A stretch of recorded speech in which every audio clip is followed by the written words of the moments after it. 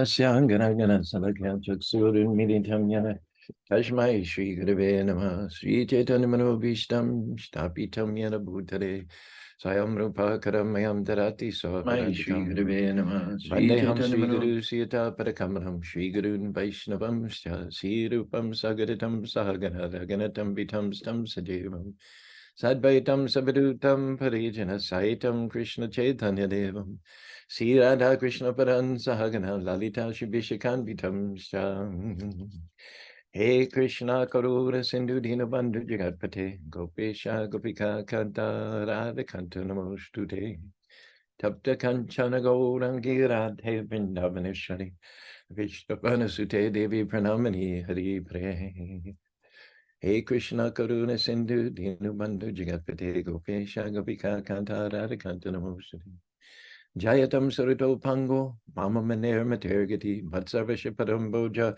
Radhana Madana Mohanam, Sriman Rasa Rasarambi, Vamsivana, Carson Venershanobika, Gopinata Sri Sinam, Divyad Vrindaranya Kapadrumada, Srimad Ratnagara Shima Shanishto, Sri Sirada Shila Gopinata, Prestadavi, Sevi Manushmarami. Namo Brahmanya Devaya, Go Brahmanya Hitaya Jagat Hitaya Krishnaya, Govindaya Namo Namaha. Mangalam Bhagavan Vishnu, Mangalam Guru Rajaja, Mangalam Padidikaksho, Mangalaya Tanu Hari. Om Narayanaya Vidmahi, Vasudevaya Dhimahi, Tano Vishnu Prachodhyate. Om Mahadevi Cha Vidmahi, Vishnu Patni Cha Dhimahi, Tano Lakshmi Prachodhyate. Mahalakshmi Namastubhyam Sare Sari Hari Priya Namastubhyam Dayadin Tapta Kanchana Govrangi Radhe Vrindavaneshwari Vishavana Sute Devi Pranamani Hari Priya Nama Om Vishnu Padaya Krishna Prastaya Bhutale Srimati Bhakti Vedanta Shamaniti Namane Namaste Sarasati Devi Gauravani Pacharine Nirvishesha Sunyavadi Praskatade Satarine Sri Krishna Chaitanya Prabhu Nityananda Sri Advaita Gadadhar Shivasadi Go Bhaktavindam Hare Krishna Krishna Krishna Hare Hare Hare Ram Ram Ram Hare Hare. Well, I hope everyone can hear me today. And let me know if you can't. We've got Brent, Bye Bobby, and Thomas. Good morning, Thomas. Thomas, we have another breaking news story. This evening, we go to the governor's mansion for the Diwali celebrations. My guesstimation is this might be except for a hiatus during COVID, this might be the 16th, 15th, at least 16th, or maybe at least 15th or maybe 16th year that we've gone to the government mansions throughout the administration of John Huntsman, the 4 years of Gary Herbert. This will be the second year, Spencer Cox. It's all a vegetarian dinner. It's sponsored by Ashok and Sureka Joshi, by Dinesh and Kalpana Patel, and Ragul and Sanch Bhaskar. And they insist that the meal be meatless and cruelty-free. So we'll be heading up there this evening. I've got Janardhan with me. And speaking of Janardhan, let me just tell you about my week so far. I've been like a bouncing ball between Spanish Fork and Salt Lake City. It's been so hectic. I went up there Monday to pick up Janardhan. Janardhan is my partner in crime with the Festivals of Colors. We're usually there back to back, working in tandem with our rap songs and all. I've done all of mine live, which puts a lot of pressure on you to not to mess up, to remember everything.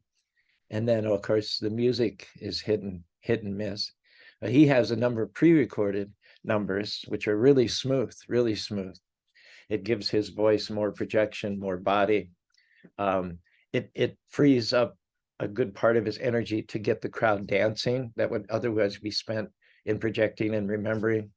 And nobody can tell that he's not doing it live. And so I thought for maybe some of the newer songs, I could adopt the same modus operandus. And for that purpose, I invited him to come this week before Diwali with his recording equipment, see what we could we could work out. Well, of course, as you would know, and I went up, pick him up on Wednesday, and we actually sat down Wednesday afternoon to knock out Madarastakam. Madaram, Madaram, Madaram, Madaram, Madaram. Had a nice recording, nice soundtrack. And then his computer, which is 7 or 8 years old, refused to save it. And so we had to chuck that. And then Tuesday, we go to Best Buy to get him a new laptop, make another run at it. We spend some time there. We get back about 3.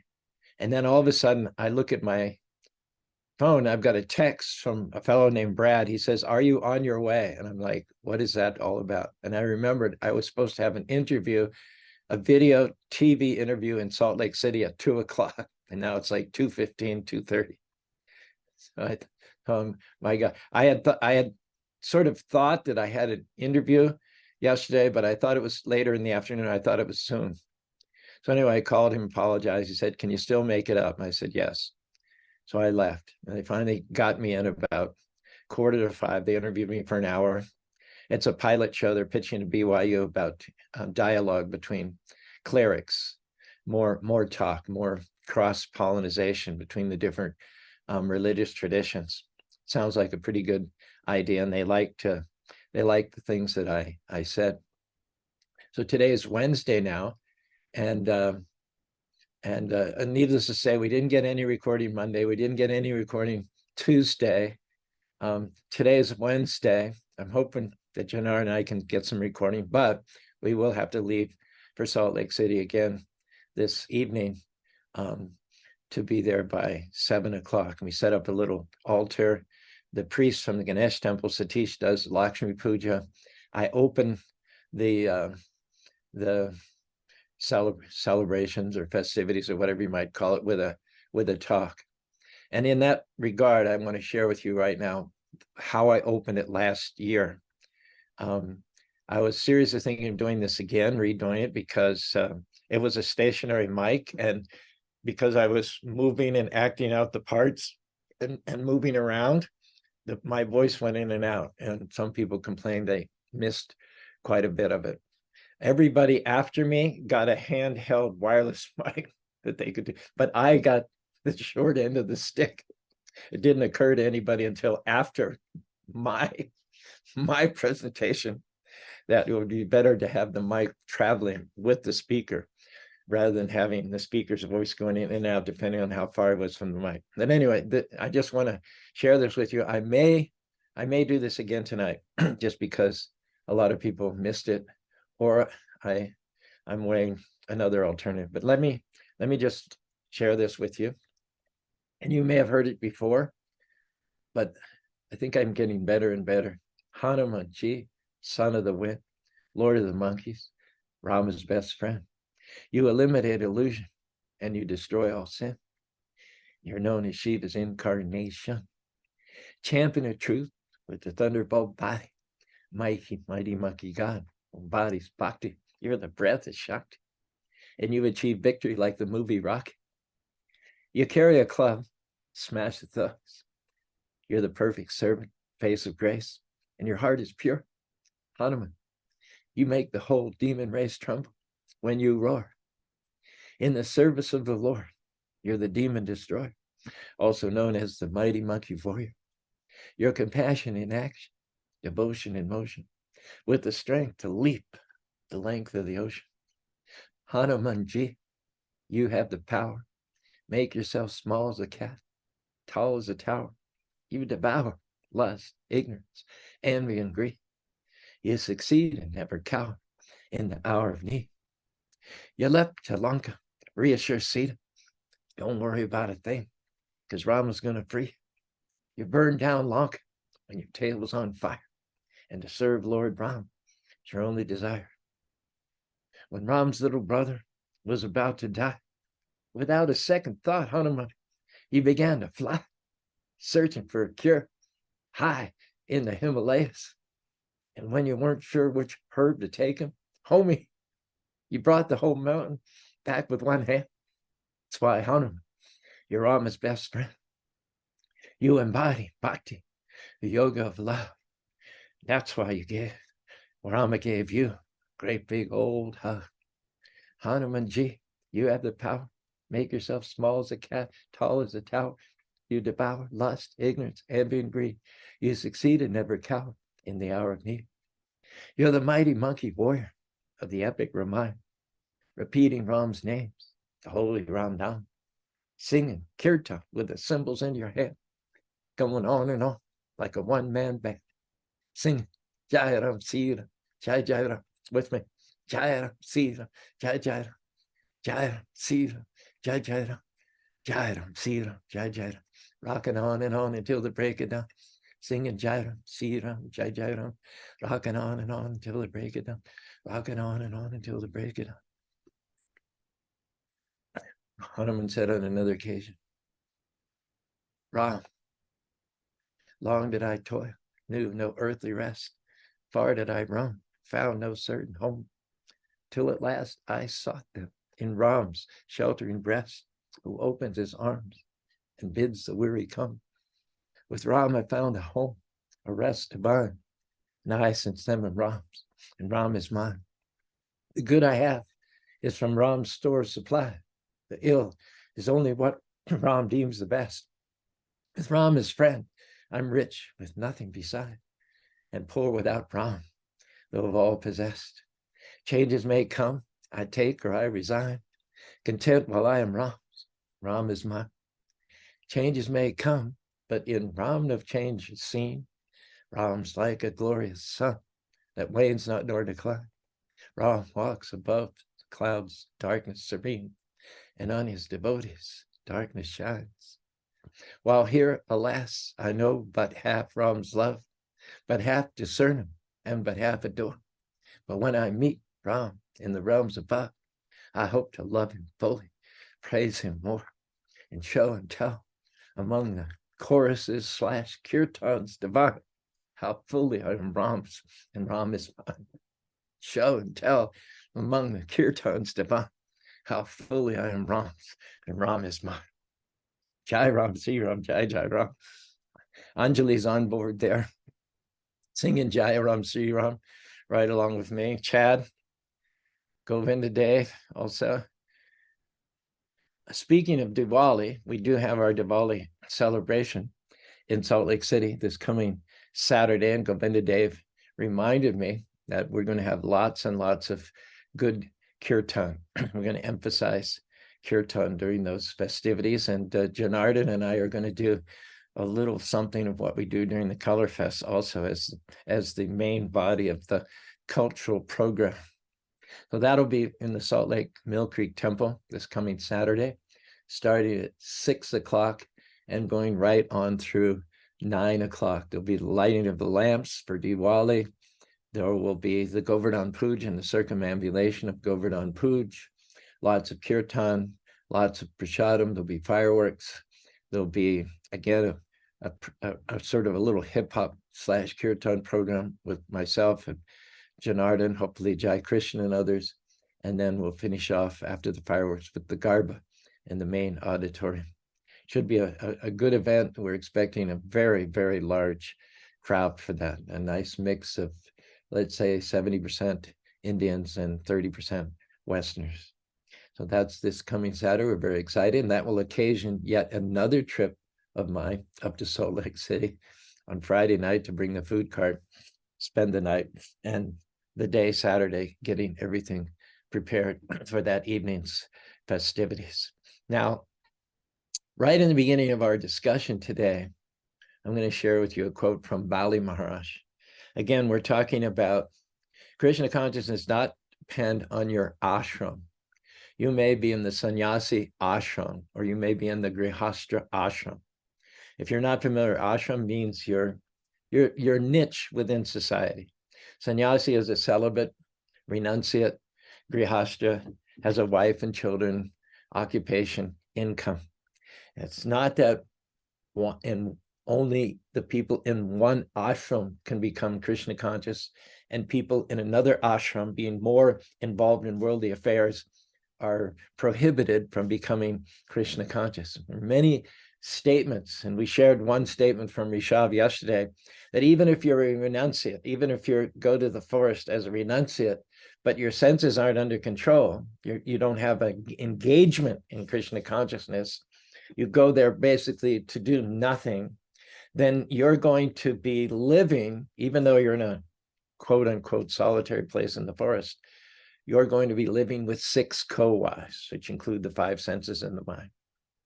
You're not guaranteed peace if you go to a peaceful place, but your mind is not under control.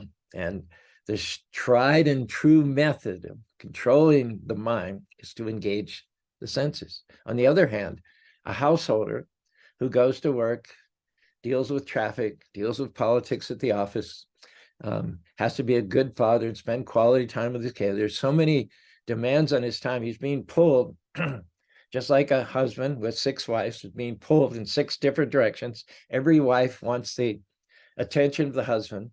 So potentially householder life in the city in an urban environment with all the responsibilities that come with it. Potentially, it's a formula for distraction. It's a formula for being in Maya, in illusion, but not necessarily, because the engagement of Krishna consciousness is so powerful that you can Krishnaize even the demands, even the daily activities which go on in an urban, non-rural environment. If you put on good Krishna music, a good Krishna talk during the traffic jam, morning and afternoon commute, if you get up a little earlier with your family, do some kirtan, discuss Bhagavad Gita, you offer your food and eliminate flesh and poultry and fish and foods in the mode of ignorance, and you sit down as a family and you take food together, you donate at least 10% of your salary to the Krishna consciousness mission, you're in a dangerous place. There's lots of ways that you can trip up and stumble, but if you're diligent and if you have a good wife to support you and children who are willing to be made and molded in Krishna consciousness, a householder can be more glorious than a renunciate in the forest. We're not ashram conscious. We're not saying that only in one ashram can you become Krishna conscious. And if you're in another ashram, you're disqualified. In other words, put it this way, we're colorblind. We're colorblind. We want to see the color of your consciousness, not the color of your dress. The householders wear white generally, and they keep a little hair. And the renunciates generally wear saffron, and they shave their head except for the sika. So we're not hair consciousness or bald head consciousness. We're not saffron consciousness. We're not white conscious. We're not color conscious of your body or your dress. But what we want to see is the color of your consciousness. Nonam pramata kurutevi karma yad indriya prita nasadamane yatara ashanapi ashadeshan. Generally speaking, the people with whom we interact, the people we go to work with, the people we recreate with, their consciousness is polluted.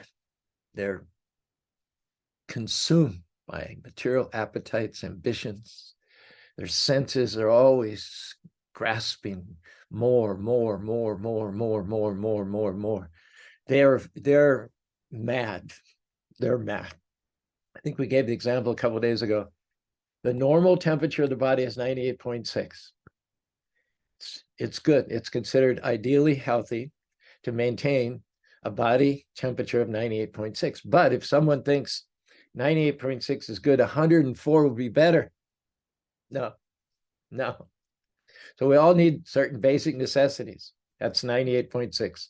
A simple means of transportation, a roof over our head, some simple food. Incidentally, lentils, dal, grains are the cheapest food you can buy. Oats, oatmeal for breakfast, dal for dinner, and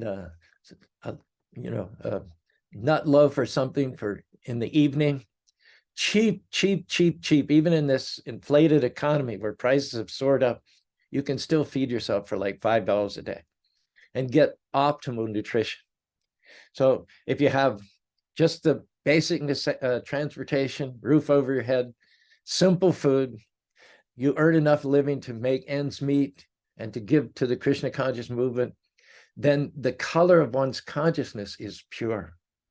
One's fragrance, one's aroma is very, very pleasing.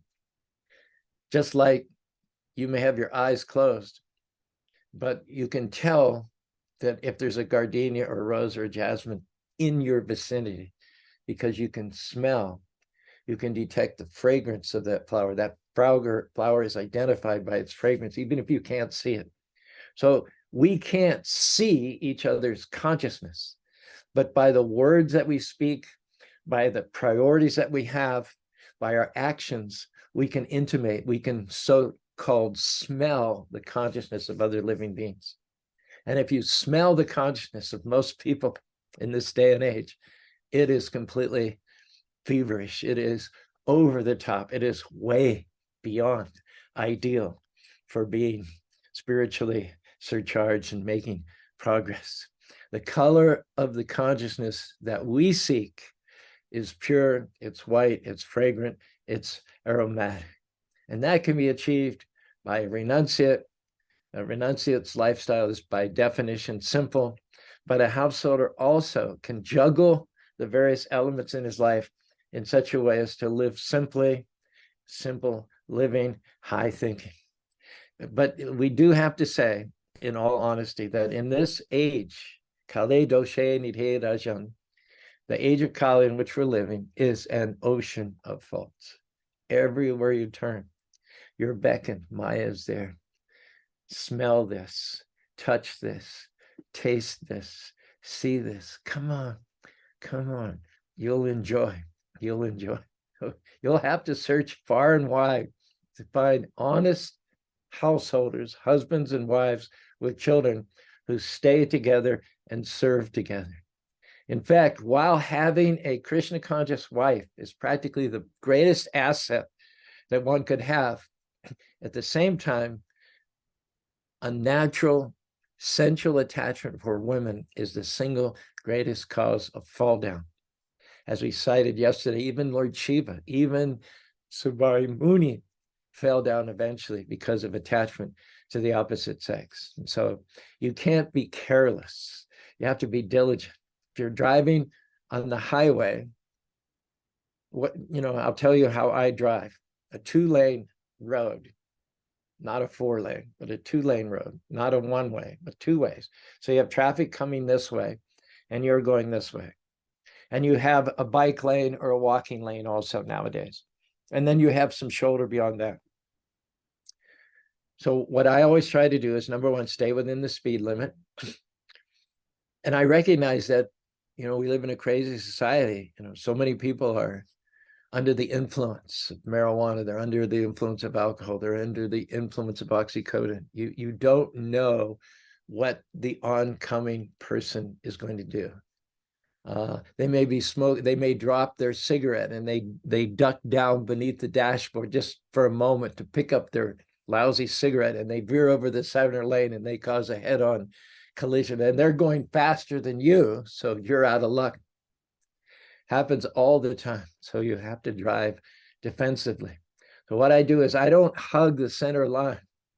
I want to get as far over to the right as I can to give me time to react should someone unpredictably veer right at me over the center line.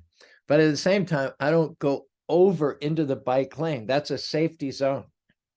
Someone may say, well, if you really wanted to get free from the oncoming traffic, you get all the way over into the bike zone or the pedestrian zone. No, that's still safe, but it's not as safe as staying between the lines.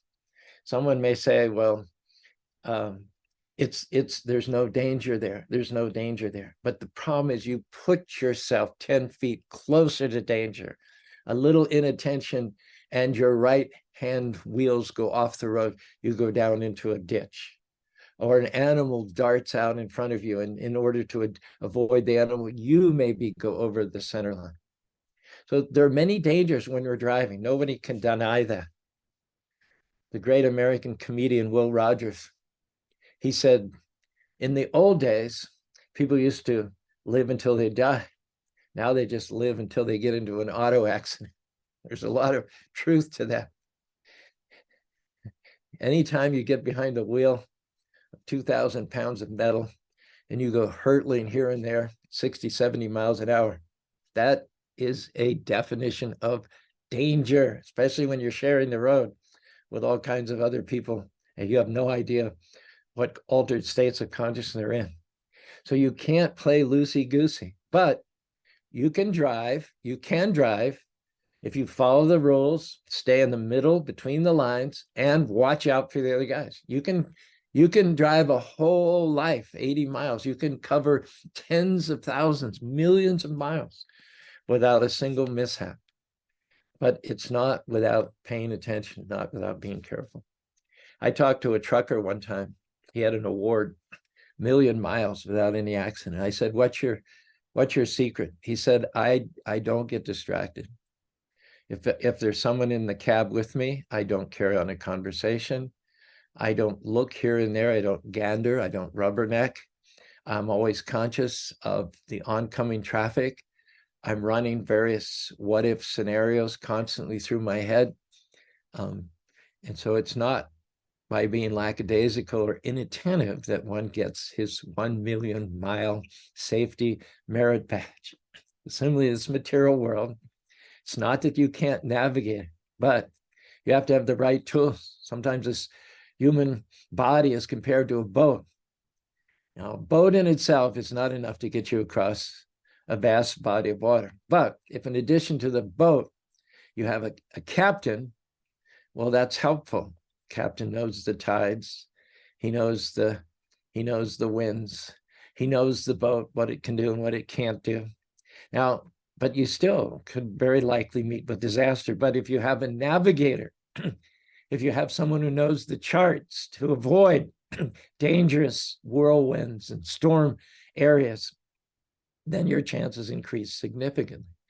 Now, if you have a good motor on that boat, or if you have a good set of sails on that boat, then you have every chance. Your chances are maximized for getting across dangerous deep ocean and arriving where it is that you'd like to arrive. So similarly, it's said that the human body is a good boat.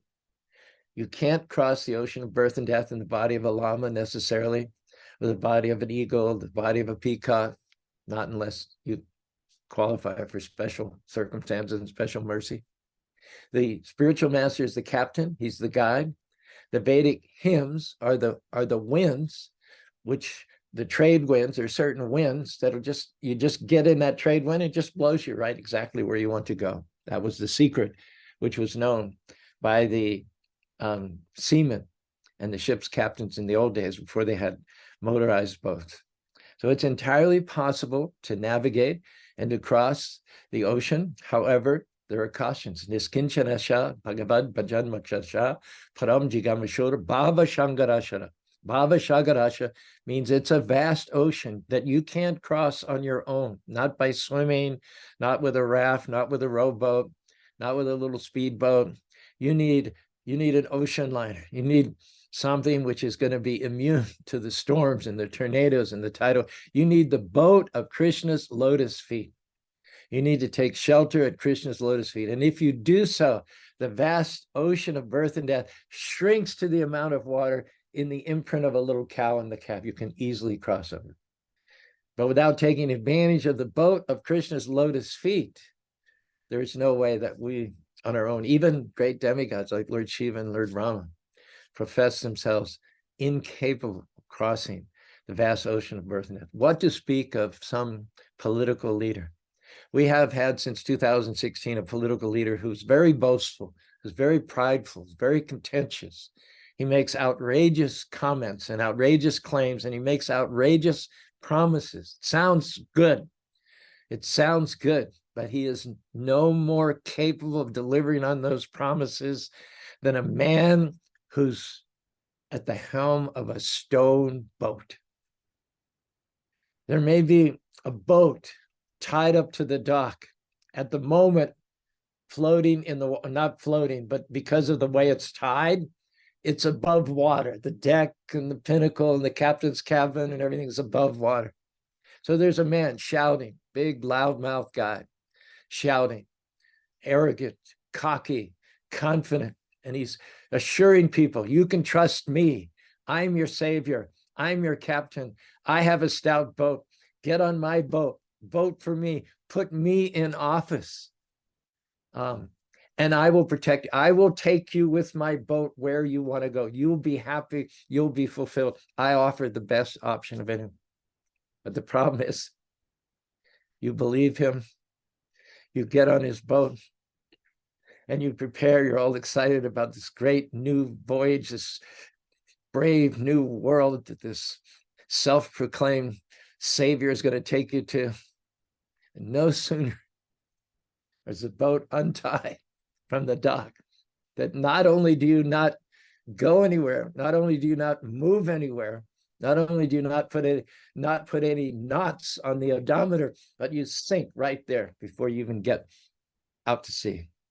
Tejam kupadadishanam padanam yashadiyam majantiyashma palabavi. Don't believe the empty, misleading promises of modern politicians. If Lord Brahma and Lord Shiva can't give you deliverance, can't offer you the vessel by which to cross the ocean of birth and death, I guarantee you, no ordinary 78, 82-year-old politician is going to do the same. So, as I said before, we are in an age which is full of anomalies. All the hedges, all the guidelines, all the protocol, the mean level of integrity of the average person, everything was at a higher level in the previous ages before the onset of this current Kali Yuga season. And one of the symptoms of order and harmony in society was what we call the ashram. The ashram is your social position. There's the sannyasi ashram, the renunciates, there's the Brahmachari ashram, the single unmarried students, there's the grhasta ashram, the married people who are earning money, and then there's the vanaprastha ashram, the people over 50 who are gradually weaning themselves of family affairs and preparing themselves for going back to home, back to Godhead. Now, it's interesting to note that of these 4 ashrams, the one grhasta ashram is the only one really earning income, and it falls on the grhasta ashram to support the other 3 ashrams, all 3 of which are pursuing spiritual progress. Now, Bali, and the reason I mentioned Bali is because I've got a very good quote coming up for you, but also Diwali, I don't know if you know this, the main reason for celebrating Diwali is to celebrate Ram's return from exile to his capital city, Ayodhya. Deepawali means rose of light. Ram was gone for 14 years, and he killed Ravana. He rescued his wife. They were down in South India, and he had to get back in time. Otherwise, Bharat, who was king by proxy, had told Ram, if you don't come back on the day that you're supposed to come back, I will kill myself. If you're not back by midnight on the day of 14 years after you left, I will kill myself. So Ram had to get all of a sudden from South India to North India to prevent his brother from committing suicide. So there was a Vimana Pushpa, a flower airplane. He boarded the flower airplane along with Hanuman and all the monkey warriors, and they arrived in the evening of the very day that Ram's 14 years of exile expired. And as they circled, looking for a landing place in Ayodhya, all the citizens illuminated, thousands and thousands of lamps, the roadways, the alleys, the parks, the lakes, the palaces, the residence, everything was blazing with light. And of course, that explosion of light represents the defeat, the recession of darkness in the face of the light that's represented by Ram. But one other reason why we consider this day special is that Bali, who was pushed down to Patala Loka by the foot of Vamanadev, the dwarf. He was a great, great devotee, even though he was in charge of all the demons. He himself was a devotee. He offered Trivikram, the dwarf Vamanadev, 3 steps of land. And as you know, with this 3rd step, he pushed Bali down into Patala Loka. And in Patala Loka, Lord Vishnu himself stations himself as Bali's doorkeeper. So another reason why Diwali is special is that Bali is considered, he comes back to earth for this one day of year. And a subsidiary meaning of the lamps is that we welcome Bali because Bali is such a great devotee of the Lord. There's a quote which we may or may not get to today, where Bali says, when the Lord visits him during one occasion, as described in the Krishna book, and Krishna asks of him a boon for being so faithful to the lotus feet of the Lord insists that Bali ask for a boon. And Bali only asks that I am married, I am a king, I have children and I have wives and I have grandchildren, I have responsibilities. But I ask that I not be sucked down into the dark well of family life. I ask that you give me the diligence, the focus, the insight to Krishnaize all of these various moving parts in my life so that we may all together go back to home, back to God. If that's not possible, then please get me out of family life, get me into the forest where either alone or with saintly persons, I will depend upon the charity of the trees for my subsistence. Bali's saying here, rather than be in a family circle, the members of which are avaricious and greedy and demanding, better to be alone. Now, better than being alone is with other saintly persons. Tata Shaktam Sarva Shakascharami. That's the ideal. In the company of other saintly persons, it's almost impossible to fall down. But preferable to being amongst materialistic people is the option of being alone.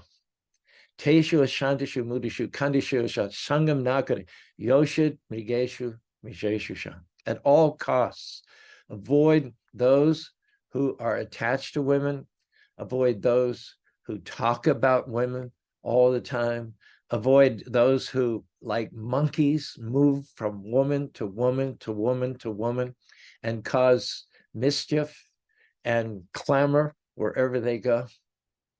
Bali Maharaj was in charge. He defeated all of the demigods. He sat on the throne of Indra. He'd occupied the heavenly planets. He was the poster boy for all the demons. Bali and Bali alone had achieved what every demon dreams of, to oust the demigods in the heavenly planets and to occupy their residence, sit on their thrones. Bali fulfilled the furthermost desires, illicit desires of all the demons. They loved him. He was in a sweet spot. The demigods had been defeated. The demons loved him. He could have played that out for thousands and thousands and thousands of years. But Bali took advantage of the arrival of Vishnu in the form of a dwarf to give it all up. Because in his heart, he was a devotee. Even though he was Lord of the demons, he wasn't a demon himself. He wasn't a demon himself. And when Vamanadev asked for 3 steps of land, Bali intuited that he's going to take everything. And Bali was fine with that because he calculated everything belongs to Krishna anyway. So rather than having it wrested from my cold hands at the time of death, if I can voluntarily give the kingdom back to the Lord, that will be glorious. At the same time, Bali's guru, Shukracharya, also intimated that Vamanadev was not everything he appeared to be. There was more to him than meets the eye. And he advised Bali, don't do it. Don't agree to give up those 3 steps of land because he will take everything. Now, what was Shukracharya's motivation? Shukracharya is a paid employee of Bali. So For him to continue getting paid, it's important that Bali continue to have access to the treasury. Vishnu is going to steal everything. All Sukracharya is thinking of at this point in time is, how will I get my dakshin if Bali surrenders to Vishnu? So in this circumstance, although normally it's censorable, it's repugnant, it's repellent, it's disgusting to reject your guru, one can do so if your guru is misleading you away from the boat of Krishna's lotus feet. The guru is meant to save one from death. The father is meant to save one from death. The mother is meant to save one from death. The husband is meant to save one from death. So if you reject the father, the mother, the bona fide guru, then you're rejecting your lifeboat. You're rejecting the means by which you can make your own life successful and go back home to Godhead. So never do we find anyone rejecting the guru if they're bona fide, rejecting the father, if he's bona fide, rejecting the elders and husbands. The whole Vedic culture is strict adherence, strict respect for people in this category. And yet we find that Bali, who rejected his guru, comes up from the heaven in the hellish planets. Krishna approves so much what he did that Krishna stands as his doorkeeper, and Bali comes up to earth on the Diwali day every year, and he's glorified. He's second to Ram. He's worshipped with lights. He rejected his guru. Normally that's criminal. Normally that's reprehensible. There are terrible words to describe those who reject their gurus. And yet that's exactly what Bali did, because his guru was not giving him the right advice, not directing him in the right way. One's guru should encourage one and show the way to surrender to Krishna. And there are some few other examples like this. Prahlad rejected his father for the same reason. His father stood between Prahlad and his devotional service to Krishna. So Prahlad rejected his father and became glorious, just like Bali rejected his guru and he became glorious. Vibhishan rejected his brother Ravana because Ravana was a non-Ram Bhakta. Ravana was impeding, threatening Vibhishan's flow of devotion to Ram. So Vibhishan rejected his brother. Vibhishan is glorious. Bali is glorious. Prahlad is glorious. We don't recommend going around rejecting your brother, rejecting your father. It's not normally a recommended thing to do, but when they're impeding your devotional service, you can do it. And the most celebrated example, of course, you know I'm coming to this, the gopis, Sajachanam, Shajanam, Aryapatam, Hidvam, Majan Makundam, Shutahi, Mirmigaham. They rejected their elders, they rejected their husbands, they rejected even their children. Upon hearing the sounds of Krishna's flute during the full moon night of the autumnal season, they abandoned their husbands, they abandoned their families, they even abandoned their children to go to Krishna and participate with him in the Rasa Leela during the full moon night. So all these different categories of people became glorious because their priority, their consciousness, the color of their consciousness was Krishna, Krishna, Krishna. It's good. It's good if you're in an ashram. It's good if you're a married person to observe the rules and regulations. It's good if you're a single person to observe the rules and regulations. If you're a retired person to observe the rules and regulations, it's good in the normal course of affairs. But ultimately, Krishna's call, the call of Krishna's flute, trumps all social conventions, all rules and regulations. If you follow the rules and regulations, and when Krishna calls, you don't come, that has all been a waste of time. And even if you're not perfect in following the rules and regulations, if you heed to the call of Krishna's flute in the full moon night of the autumn season, your life is perfect. And that's why, even though one of the offenses against chanting the holy name, the ninth offense, is not preached to the faithless, you just don't know. You just don't know. Nobody's following any rules and regulations. We're in Kali Yuga. It's an ocean of fault. You have to go far and wide to find anybody who's not completely sold out to material energy, but they are out there. They are out there. There are people out there who are suffering, who know they're suffering, and they're just looking for that life raft, that inner tube. And you can be the one. You can be the one on the ocean liner of Krishna's lotus feet to throw that life tube, that inner tube out and if someone wants to catch it, it'll only be 1 in 1,000. It might only be 1 in 1,000,000, but the people are out there and there are people catching. So we go to people, we go to a crowd of 100, 1,000 people, we get 10,000 people at the Festival of Colors, and we preach. We're not supposed to preach to the faithless, but within that crowd of faithless, there are some potentially faithful people. And so we're hoping to pick them up, to bring them safely on board Krishna's lotus feet, and together we'll go back to home, back to God. Well, that's all the time we have today. Thanks very much for joining us. Who have we got here? We've got Bharat Bhai, Haribo. How's everything going in Calgary? I was in Calgary in June. What a sweet community. It's sweet because of the leadership of Bharat Bhai. He's been the president there for years and years and years and years, and no one would have it any other way. Okay, I think we have some more poetry from Brent. Better to be alone than prone to material association. Better to be in God's conscious family life than in strife with you. Oh, wow. Did you hear that, Rob? Should I say it once more, a little slower? Yeah, a little bit slower, Prabhuji. Okay. Brent makes this contribution. Better to be alone than prone to material association. Better to be in God conscious family life than in strife with your lonely mind. That's sublime. That's sublime. Oh, look, we've got another one. We've got another one from him.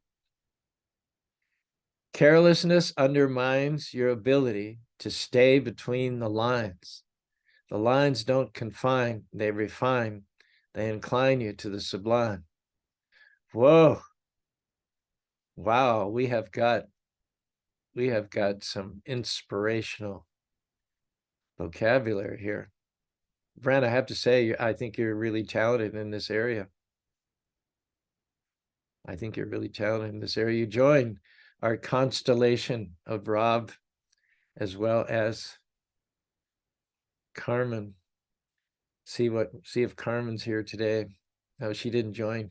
Who have joined is Brent, obviously, by Bobby. Thomas, we're honored to have Thomas on board. Hopefully we'll get an article. I'll send you all the details from tonight's Mayor, and with Janardhan with me, maybe we can take some, not only photos, but video as well. Anjali, Govindadev, Natasha, good morning, Natasha, Hare Krishna, Chad, Anjali, Jairam, Sriram, Jai Ram. Thomas says he might be here with us on Saturday. That would be awesome. Awesome. Shukshma, she says she also wished she could be here this Saturday night in Salt Lake City. And another comment that she gives is another beautiful background. Oh, I'm glad you like it. Very peaceful, what with the water feature and that blooming. Yeah, that's sagebrush. We have sagebrush all over the property. And you know what about sagebrush? The bees love it. The bees love sagebrush. They're always amongst those yellow flowers in the summer. There's lots of bees. Sundari Priya is leaving the day before Diwali, but she's doing everything she can to help us organize and make it successful. Thank you for that. And we wish you a successful trip to India. She'll be back in the beginning of December. Shukshma says all vehicles are killing machines. Philip Pikasha Stone says, my dog passed yesterday. I wonder where her soul will go. I can't tell you that. If you've been a devotee and you've chanted, then it's good. It's going to be good. Once again, I'll say this again because it's kind of sublime. Carelessness undermines your ability to stay between the lines. The lines don't confine, they refine. They incline you to the sublime. Good job. Terry, Terry, T-E-R-E-Y, Terry Bager, old friend of ours, and William Griff from Los Angeles. So thanks very much for being with us on Wisdom Wednesday. Wish us luck tonight with the governor, and tomorrow on Saturday. Join us if you can. Otherwise, we will take your good wishes. Rob, finish everything up here with a bang, if you wouldn't mind. Hare Krishna, Prabhuji. Yeah, Hare excited Krishna. to have Brent on board. Those are some excellent lines there. So for today, we got the spiritually sane stay in their lane and avoid unnecessary pain. Nice, nice. Being captain of a ship is not it. Across the ocean of essence you will not get, unless you sincerely seek Krishna's beautiful lotus feet. Nice, nice. Good example. When attachment lingers, you have to pry it from cold dead fingers. And it is revolting to reject the guru unless the guru will mislead you and take you from what is true. Nice, nice. I like that. I like that. That goes for the father, that goes for the brother, it goes for the husbands and the elders too. All right. Are those is that it, Ben? 4? Yes, Prabhuji. Good. Thank you. Please send those to me. If you're wondering about yesterday's class, there were 13 minutes of silence when we started out. I dropped it into iMovie to try and edit that 13 minutes of silence out, but iMovie just wasn't having any of it. I don't know. Yesterday morning, I had a lot of challenges. Almost nothing went as planned. So, but today we're off to a good start, and hopefully we'll have a grand finale this evening with the governor and all the important people who will be in attendance. I wish us luck. Hare Krishna, Hare Krishna, Krishna Krishna, Hare Hare, Hare Ram, Ram Ram, Hare Hare.